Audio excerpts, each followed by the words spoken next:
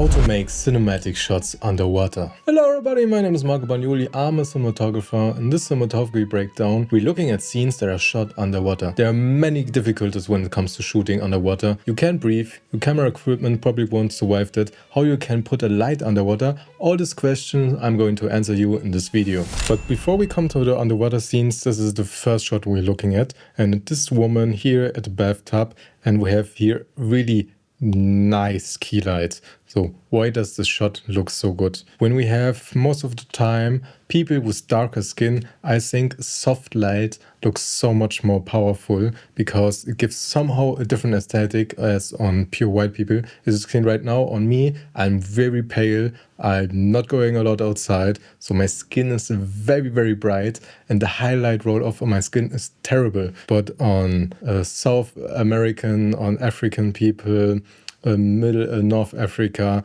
I think a good booklight is very beautiful. What is a booklight for everyone that doesn't know? Here I think they're going for a window light feeling, and when you want to create a feeling that something is shot besides a window, your light source should have the same size. So we're going for a 6x6 butterfly frame that's very close out of frame to get the most soft result, because the softness of your light doesn't only depend on the thickness of your diffusion. Also distance is very important, because if you have a big light source and your actor is in small relation to it, your light gets softer. When you put the same light further away, the scale between the light source and your main subject becomes a lot more extreme and the light becomes less soft. So try to put your, when you want a really soft light, as close to the edge of the frame as possible. So then to create a book light, you put a 6x6 ultra bounce on the other side and put your strong light 600C with a Fresnel or 1200X, just blast it into the butterfly, and this light will get diffused and will hit our actor. To control everything, you have to put it in a box with molten or floppies so that the light doesn't fly around the scenery. You can also put a grid on here to get even more light control, but this is the most common booklight setup that you can have for a situation like this. It also could possibly be that they just used a big light source without the booklight, just a 6x6, and then what I would normally do is still put light dome on the aperture to create a fake booklight, I would tell, but still get a double diffusion. Or when you don't have the space, with the problem with aperture lights and light domes, they're really long, so you can't put it in tight spaces. So what light I like to use is the Godox 600F or something like that is the name of the light. Just a really big carpet light, which you can put in really tight spaces, but still have the output of the 600D, but you have a big flat size that you can put nearly in every location. Then to control the roll off a little bit better, you have to put negative fill on the other side so that we get still this nice half-lit look. But because our main light source, it's so soft, it's a really soft gradient actually, and not just one side bright and the other side dark black. Really cool look.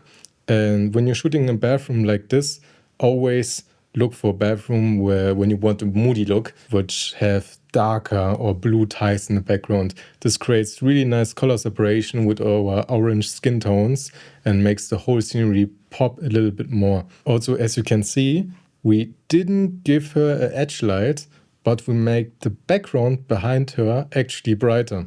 The reason for it, the backlight is not that prominent anymore. It's most of the time we just place a darker character or a darker subject in something more bright, so it just does a natural separation. And most of the time this looks more natural than just blasting here. Okay, now I'll give her a backlight that she has a really prominent edge light, and most of the time it looks very hard, very unflattering, so we try to not use it at all. When the light fill ratio is still too much, I would place a diffusion around here, not a diffusion, but a reflector with the white side, and get as close as possible and try to not cross the light. So I try not to put the reflector on this side to just film this side. We want to place it more on here because I hate when lights cross. When lights cross, shadow gets in this eye and in this eye, and you get this really weird looking thing that's happening in the face. So try to not cross the X of the camera. So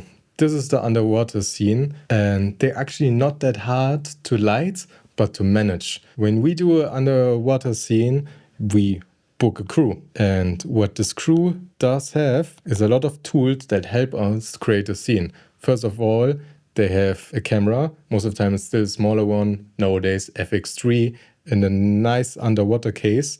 They have a cable that goes under the water, and we can still view an image far, far away. And also we have a communication system with a phone that you have headphones on that we can talk with the person underwater. And this is really powerful. Then the next thing, to make everything dark, you have to shoot on a pool most of the time and black everything out. So molten on this wall, and on the ground, and a little bit of space you need that you can make this light so bright that when you stop down the camera, you only see her in this black space. And that's also the trick right now. The only light you need is most of the time just one big one that you put on the rig, like in 1200x, 2400, brighter always better, with a spot mount, and just blast it into the water. This is your main light source. You can fake a little bit and add another one for the background that you get this look, this one, this light streak, also in the background with maybe a different color to get a little bit color separation. This is also possible, but this is when you use the second light you will use. You will not go with the light underwater. There is a possibility that the cameraman has a light tube that works underwater, but I didn't thought it looks good. It really removes the feeling of, okay, it's also story-based. There's this light, you want to go back up there, so we wouldn't use it. Then the next thing, they have a lot of security equipment. They have long podiums where the person can stand and make breaks, because shooting underwater is very difficult for the actor. It's actually pretty hard to get underwater, stay underwater, and doing the shots. So if you enjoyed this video, I would really appreciate subscription for you to this is daily upload here. My name is Bagnuli, and see you next time.